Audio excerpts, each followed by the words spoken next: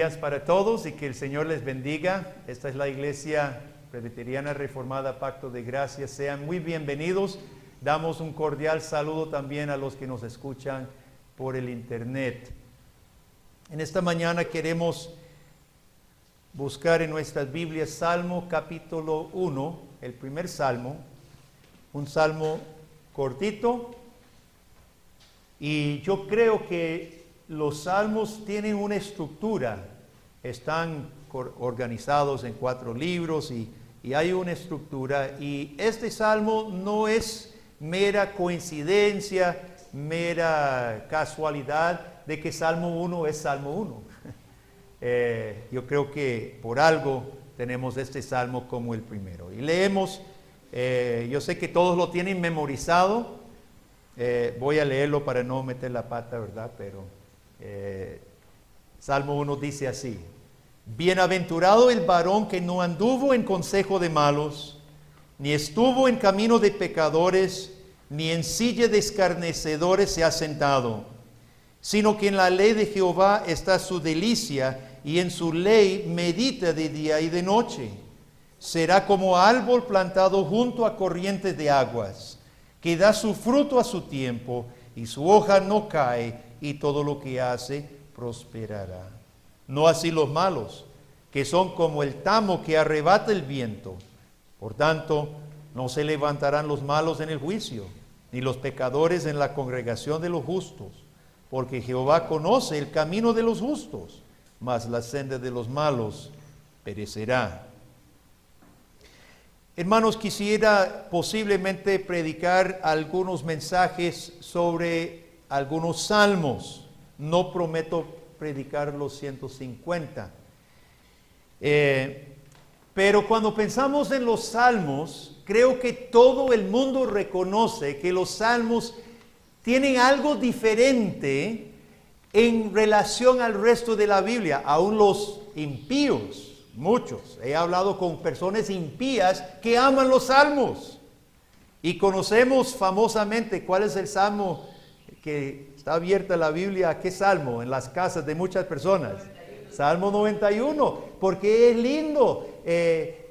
Habitaremos bajo la sombra del Altísimo, bajo sus alas Él nos guardará. Percibimos, la mayoría de las personas perciben que hay algo diferente en los salmos. Y sí lo hay. Mientras en los otros lugares de la Biblia relata lo que Dios ha hecho o lo que Dios ha dicho, en los salmos el Espíritu Santo saca a la luz las emociones, saca a la luz los impulsos del corazón del creyente, saca a la luz los sentimientos del creyente que vive en un mundo lleno de pecado, intentando creer en Dios y seguirle. Por ejemplo, si en otra parte de la Biblia Dios le da mandamientos, ¿verdad? Los 10 mandamientos del Pentateuco. Dios da mandamientos. No hurtarás. Pero ¿cómo hablan los salmos de los mandamientos de Dios? Repiten muchos mandamientos. Hay mucha enseñanza en los salmos. No es que no haya enseñanza. Pero ¿cómo describe los mandamientos los salmos? Miel a la boca, más dulce que miel a la boca. Delicia para nosotros. Alumbra los ojos. Tesoro. O sea, ya ahí entra la parte emotiva, la parte de motivación, la parte de mis sentimientos y mi actitud en cuanto a las cosas de Dios. Si en otras partes de la Biblia Dios llama a su pueblo a seguirle por la fe, en los salmos se expresa esa gran lucha.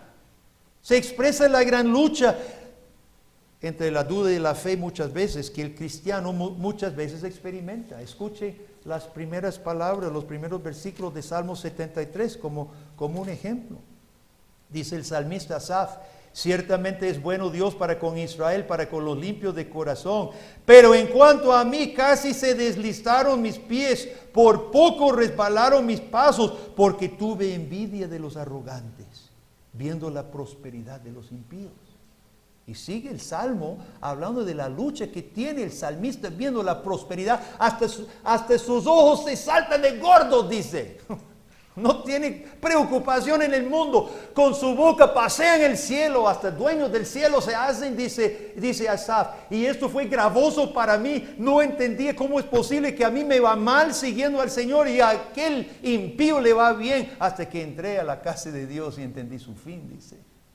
Y después entendí que siempre has estado conmigo. Y ahí usted puede leer el Salmo. Mi punto es esto, hermano. Mientras en otra parte de la Biblia Dios dice, sígame, confíe en mí. En los salmos encontramos el interior del alma, los sentimientos nuestros que el Espíritu Santo saca en este juego de intentar seguir con nuestro pecado, con nuestras dudas, con nuestra lucha ante las promesas de Dios y su palabra. Todas las emociones, todos los sentimientos, todos los impulsos de los cristianos son tocados en los salmos. No hay emoción, ni sentimiento, ni impulso humano que no sea tocado en los salmos. Especialmente las emociones y sentimientos que nos frenan y que sirvan de obstáculos. Las tristezas, los temores, las dudas, las esperanzas no llenas aún, las preocupaciones. Estas emociones muchas veces nos frenan y nos atrasan y sirven de obstáculo en nuestra vida cristiana, hermano. Y los salmos son los que mejor tocan esos temas. Juan Calvino dice que en los salmos, y estoy citando, en los salmos tenemos una rara y gran ventaja. Porque todos los rincones del alma son descubiertos y el corazón es llevado a la luz purificado de aquella infección odiosa, la hipocresía. Los salmos sirven, voy a repetirlo una vez más. Dice Calvino, en los salmos tenemos una rara y gran ventaja, porque todos los rincones del alma son descubiertos y el corazón es llevado a la luz del día purificado de aquella infección odiosa, la hipocresía. Para eso sirven los salmos, hermano, porque nos desenmascaran. Las acciones externas son una cosa, pero los salmos tocan los impulsos, las motivaciones, tus pensamientos más profundos. En una palabra, dice Calvino, todo lo que nos serviría como ánimo cuando nos acercamos a Dios en oración nos es enseñado en los salmos. Los salmos nos enseñan cómo acercarnos a Dios en oración, porque sacan a la luz lo que nos impide, sacan a la luz las dudas, las tristezas, las preocupaciones, todos los impulsos y motivaciones que nos frenan, los saca a la luz, nos libra, nos limpia y nos lleva ante el trono de nuestro Dios soberano. Hablemos de Salmo 1 entonces, hermano. El primer término, bienaventurado el varón que no anduvo en consejo de los malos. Qué interesante. Salmo 1 comienza con lo que todos los hombres se preocupan por ello. Bienaventuranza. ¿Qué es la bienaventuranza? El estar bien, gozoso, dichoso el hombre. Todos los hombres de todos los siglos, de todos los lugares del mundo, quieren estar, bueno, los masoquistas posiblemente no quieren estar bien. Aún los masoquistas quieren estar bien a veces y en algunos sentidos. Y todas las personas, hermanos, quieren estar bien, ¿cierto o no? En Costa Rica nosotros tenemos un decir nacional. Decimos pura vida. ¿Cómo estás? Pura vida. Pura vida. Bueno, la versión reformada usted sabe cuál es, ¿verdad? Pura vida eterna. ¿Ah? Pura vida eterna. Los hombres quieren estar bienaventurados, no queremos estar desdichosos, desventurados. Pero la pregunta es, ¿quién define la bienaventuranza y cómo se obtiene? Esa es la pregunta clave. ¿Quién define la bienaventuranza y cómo se obtiene? El mundo tiene sus versiones. El mundo tiene sus versiones de la bienaventuranza. Lo que pasa es que todas las versiones del mundo siguen al padre de la mentira que engañó a Eva en el huerto, ofreciéndose bienaventuranza a su propia manera. Coma, desobedezca a Dios, olvídese de la palabra de Dios, sus ojos serán abiertos y vosotros seréis como Dios. Y las versiones del mundo siguen el mismo padre de la mentira que no trajo bienaventuranza ni para Eva ni para Adán, sino condenación y maldición. Los que estudian un poquito la historia pueden ver cómo Satanás juega con las civilizaciones. Usted sabe, hermano, Satanás juega con las civilizaciones. Tomemos solamente el siglo XX, tomemos solamente el siglo pasado. Usted sabe que hubo varios esfuerzos fuertes por establecer utopías en la tierra. El proyecto nazi fue uno. Hitler, su programa fue utópico. Claro, solo para la raza aria. Para los que eran judíos o testigos de Jehová o quienes no era utopía para ellos. Pero para la raza aria, Hitler iba a traer utopía. Y esa utopía costó la vida de 12 millones de personas civiles que Hitler mandó a matar en Europa, Alemania y los otros países. 12 millones es 2 veces la población de Costa Rica. Mató. Además de la guerra que provocó, la Segunda Guerra Mundial, que cobró la vida de 60 millones de personas. Stalin, Rusia, la gran utopía comunista. Bajo Stalin mandó a matar su gobierno 20 millones de civiles. Además de todos los presos en el Gulag y las demás cosas que hacía, desterrados, deportados, exiliados, además de todo el castigo, peso humano, ¿verdad? Mató 20 millones. En Ucrania y parte de Rusia provocó un hambre artificial para poder acaparar las fuentes de producción, provocó un hambre, quitó la comida y dejó morir 5 millones de ucranios y rusos. Los dejó morir de hambre. Hombres, mujeres con sus hijos. 5 millones, la población de Costa Rica. Murió de hambre. Mao Zedong,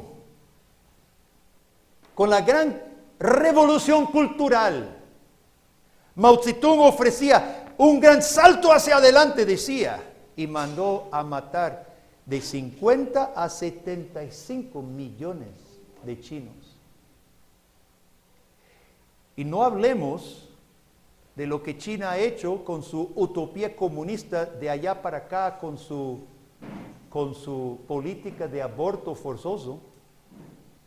¿Sabe cuántos fetos, infantes, inocentes han abortado en China? El cálculo, más de 300 millones, mi hermano.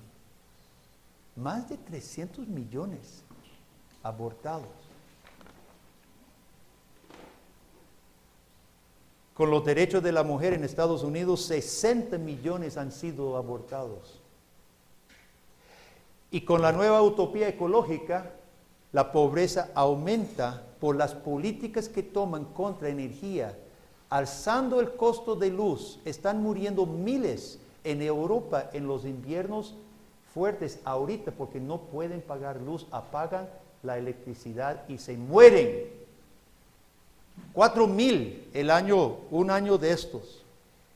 Hermanos, entre más fuerte el deseo por utopía humana, más desastre traen los hombres. Las utopías humanas no sirven. Y esta es la gran mentira que los hombres hemos creído y tragamos y seguimos tragando a manos y en boca de los políticos. Bienaventuranza humana. Y cada utopía, y entre más fuerte el deseo de una utopía humana, más grande será el desastre. Ahorita el diablo tiene otra versión creativa. La versión nueva creativa para los jóvenes es: no hay bienaventuranza. Piensa en los Juegos de Hambre. Yo no he visto toda la serie, ni he visto una de las películas enteras, pero he visto partecitas, ya sé de lo que se trata. Los juegos, y hay otras series que yo no he visto, Corre, Corre, y algunas otras que habla de la misma. Retratan un mundo sin esperanza, todo está mal. Los imperios, la opresión, estamos en manos de algo demasiado fuerte, no hay esperanza. Lo único que nos queda es tratar de sobrevivir y tal vez mostrar un poco de solidaridad con un amigo. Según esta nueva versión para los jóvenes, las utopías no existen, todo es gris. Claro, todo es gris para la juventud, pero no para los autores, quienes se están haciendo ricos, aprovechándose de la desilusión de los jóvenes, promoviendo desilusión en los jóvenes y haciéndose rico con sus novelas y sus películas. Ahora, ¿qué tal cristiano? Usted cristiano, ¿qué piensa de la bienaventuranza? Ayer estaba echando gasolina y ahí en la bomba el que me atendía estaba hablando con otro compañero y dice: ojalá le caiga malísimo de ese desayuno. Y me vuelvo a ver y estaba hablando de otro que había pasado, seguro habían peleado, quién sabe qué le dijo. Y el que me atendía le dice al compañero: ojalá le cae mal su desayuno. Y dice: ¿qué? Y lo repitió: ojalá le caiga mal su desayuno. Ahora, ¿qué es el punto, hermanos? El punto es que buscamos nuestra felicidad, no importa el otro, o a expensas del otro. Mi felicidad es más importante, y si él me dijo algo que le caiga mal su comida y que le vaya mal, mi felicidad es lo que más importa. Ignorando el otro o inclusive a expensas de la bienaventuranza del otro. Ahora, ¿cuántos cristianos están sumergidos en la misma actitud? ¿Por qué, hermanos, nuestros matrimonios cristianos a menudo no son mejores que los matrimonios de los incrédulos? ¿Cómo es posible que nosotros que conocemos el perdón de Dios, el que ofreció su Hijo por nosotros, los que conocemos la misericordia de Dios, los que hemos experimentado perdón, cómo es posible que no sepamos perdonar? El matrimonio cristiano debería ser un hogar lindo. El matrimonio cristiano debería ser un refugio, un oasis en el mundo. Salimos a trabajar, venimos cansados, atareados, atacados, y en el hogar encontrar ese refugio. ¿Cómo es posible que los matrimonios de los cristianos tanto sigan igual que los matrimonios de los que no conocen del perdón de Dios o de la misericordia de Dios? Porque la iglesia misma tiene tan mala fama. Porque a la iglesia le dicen codiciosa. Porque a la iglesia le siguen diciendo opio del pueblo. Muchos cristianos dejan. ¿Sabe por qué? La respuesta se la voy a dar. Es porque muchos cristianos dejan que el mundo defina la felicidad. Que el mundo defina la bienaventuranza. A mí me impresiona que todo el libro de Salmos empieza: bienaventurado, bienaventurado el varón, feliz el varón, gozoso el varón, dichoso el varón, porque Dios nos creó para gozarnos, hermanos, para gozarnos en Él. Dios quería un pueblo sobre el cual Él se gozara primero y después un pueblo con que compartir su gozo. Le voy a leer algunos pasajes. No los busque para no atrasarnos. Los puede apuntar. Escuche lo que Dios dice en Deuteronomio 30. En pocas palabras, Dios está profetizando por Moisés que el pueblo va a desobedecer. El pueblo va a ser castigado y exiliado. Y luego Dios los va a volver a traer. Dios profetiza que se van a arrepentir. Y oiga lo que dice: y tú volverás, dice Dios. ¿Cuánto tiempo antes del exilio está profetizando esto? 1000 años. Más de 1000 años antes del exilio. Dios está profetizando el exilio y el vuelto, el retorno. Y tú volverás y oirás la voz de Jehová y pondrás por obra todos sus mandamientos que yo te ordeno hoy. Y te hará Jehová tu Dios abundar en toda obra de tus manos y en el fruto de tu vientre, en el fruto de tu bestia, en el fruto de tu tierra para bien. Esas eran las bendiciones de Israel en la tierra. Esas eran las bendiciones que Dios había prometido a Israel. Porque Jehová, oiga esto, Jehová volverá a gozarse sobre ti para bien, de la manera que se gozó sobre sus padres. Jehová volverá a gozarse. ¿Quién es el que se goza primero, hermanos? ¿Sabe qué es nuestro problema? Andamos desesperadamente buscando nosotros gozarnos, cuando lo más importante es el que define el gozo, el que primero se goza. Nosotros cantamos el canto de Sofonías 3:17. Jehová está en medio de ti, poderoso, Él salvará. ¿Y qué dice? Se gozará sobre ti con alegría. Y dice, se regocijará sobre ti con cánticos. ¿Quién es el que está cantando? Dios. Dios está cantando, dice. Dios se gozará sobre ti con cánticos. Él se alegrará, se regocijará sobre su pueblo. Hermanos, este asunto de bienaventuranza, nosotros tenemos que aclarar de dónde viene la bienaventuranza y qué es el gozo. Primero, Dios se goza de crear al hombre, de hacer a Adán y Eva en comunión con Él. Y cuando pecaron, Dios se goza y se complace en salvarnos una vez más. Y dice Dios, yo voy a hacer que vuelvan. Yo voy a hacer que se arrepientan. Y me voy a gozar sobre vosotros un día más como me gocé sobre sus padres. Oiga usted, hermano. El gozo es Dios primero gozándose. Después Dios confiere su gozo a su pueblo. Ha sido el propósito desde el principio, el gozo. En Salmo 16, versículo 18, escuchen. Salmo 16, versículo 8, dice así. A Jehová he puesto siempre delante de mí, porque está en mi diestra, no seré conmovido. Se alegró por tanto mi corazón y se gozó mi alma. David, como tiene a Dios, su Salvador, puede gozarse su alma y su corazón.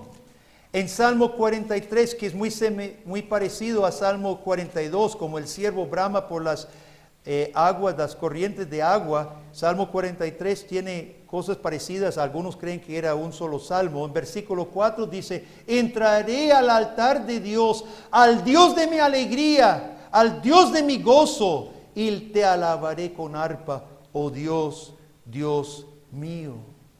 Y en Salmo 51, un salmo escrito después de haber cometido adulterio con Betsabé y haber sido confrontado con el profeta Natán, David escribe dos salmos, Salmo 32 y Salmo 51. Y una de las cosas por las cuales suplica a Dios, que junto con el perdón, Dios le devuelva ¿qué? El gozo de su salvación. Mientras tenía el pecado no confesado, mientras su corazón era duro, mientras no se humillaba ante el Señor, era privado del gozo, Oiga lo que David dice en versículo 8, hazme oír gozo y alegría, y se recrearán los huesos que has abatido. Esconde tu rostro de mis pecados y borra todas mis maldades. Crea en mí, oh Dios, un corazón limpio y renueva un espíritu recto dentro de mí. No me eches delante de ti y no quites de mí tu Santo Espíritu. Vuélveme el gozo de tu salvación y espíritu noble me sustente. Querido amigo que me escucha, no fueron los hombres que inventaron la bienaventuranza. No fue el hombre que inventó gozo. No fue el hombre que inventó el concepto de alegría y felicidad. Fue Dios. en el principio quien creó al hombre para ser feliz al máximo en comunión con Él.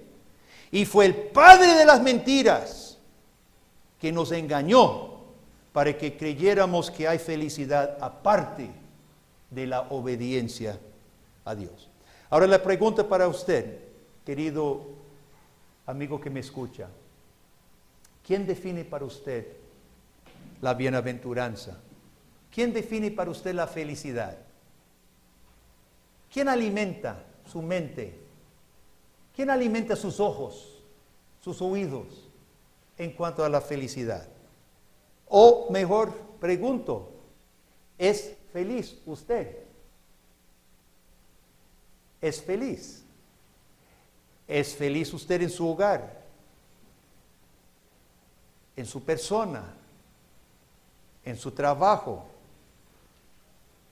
Si usted me dice, buena pregunta, pastor. No estoy feliz. Sugiero que es porque está buscando donde nunca la va a encontrar. Usted está buscando la felicidad donde nunca la va a encontrar. Porque mi Biblia dice, bienaventurado es un hecho. Bienaventurado este varón. No dice, busque la bienaventuranza, busque la felicidad, busque el gozo. Dice, es bienaventurado. Y si usted me dice, no estoy feliz, está bien que lo diga. Eso es muy importante. Reconocer, no estoy feliz. Reconozca que es porque usted está buscando donde no va a encontrar nunca la felicidad. Hermano, hermana, amigo, es Dios que define la bienaventuranza, no el mundo. En esta iglesia hablamos del docismo. Docismo. Hay dos realidades fundamentales que niega el mundo. El mundo es unista, niega el Creador. Nosotros somos docistas, afirmamos el Creador. Y es el Creador quien nos creó, el que define nuestra existencia. Y en amor, ese Dios, muchas veces, ¿sabe a qué hace? Nos permite buscar la felicidad donde Él sabe que no la vamos a encontrar. ¿Sí? Nos permite, por un tiempo, buscar la felicidad donde Él sabe no la vamos a encontrar para luego guiarnos, convencidos por el camino correcto. Pregunto, ¿ha sufrido usted buscando la felicidad donde no era? Si me dice no, no le creo, porque creo que todos hemos buscado la felicidad, la bienaventuranza, donde no era. Yo creí cuando empecé el estudio de este salmo que iba a predicar todo el salmo en un sermón. Y lo que hice fue predicar una sola palabra. Y solo hasta ahí vamos a llegar. Pero en conclusión, quiero hacerle la pregunta. ¿Cómo comienza el primer sermón de Jesús? ¿Quién recuerda? ¿Quién recuerda cómo comienza el primer sermón de Jesús? El sermón del monte. Bienaventurados los pobres en espíritu.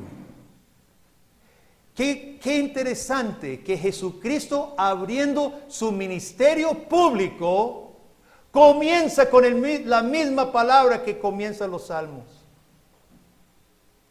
Bienaventurados.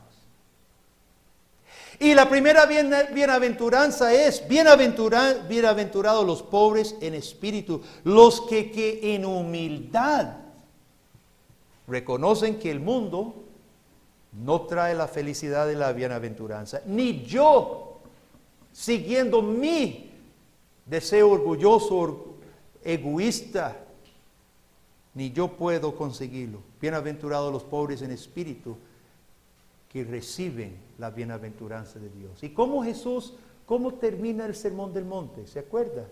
No todos los que me dicen Señor, Señor, entrará al reino de los cielos, sino los que oyen y hacen mi palabra. Y cuenta la última parábola del Sermón del Monte, del hombre que construyó sobre la roca y sobre la arena.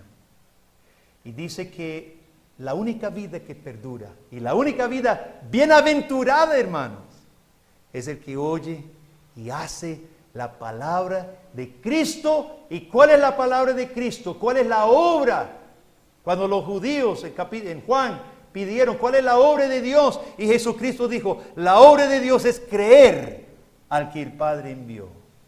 Es decirle a Cristo de corazón, no solo de boca, Señor, Señor mío. Hay una advertencia, hermanos, hay una advertencia. No todo lo que dicen Señor, Señor, entrará al reino de los cielos.